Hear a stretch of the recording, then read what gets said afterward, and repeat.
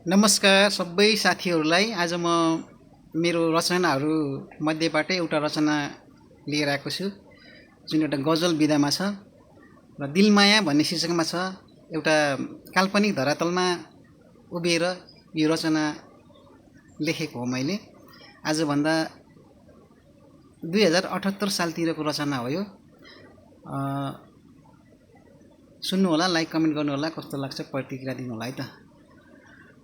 हर रातको सपनीमा आइदेऊ दिलमाया, मनभरिको भित्ताभरि छाइदेऊ दिलमाया।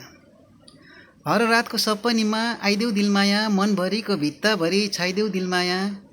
आँखाको नानीभरि तिमीले बास गरिसक्यौ, आँखाको नानीभरि तिमीले बास गरिसक्यौ, केही नसोची चोखो माया लाइदेऊ दिलमाया। हर रातको सपनीमा आइदेऊ दिलमाया। रोदी घरमा गीत गाउँदा भएको थियो हाम्रो भेट, त्यो रोदी घरमा गीत गाउँदा भएको थियो हाम्रो भेट। आज पनि मिठो गीत गाइदेऊ दिलमाया।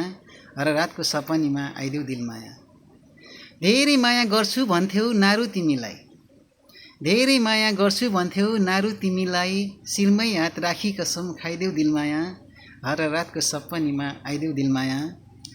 स्मृतिको पानामा छन् तिम्रा ती हर चालहरू, स्मृतिको पानामा छन् तिम्रा ती हरेक चालहरू, भेट्न मन छ जसरी नि आइदेऊ दिलमाया।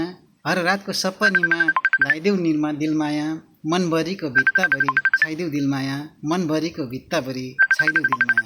हस् त, धन्यवाद।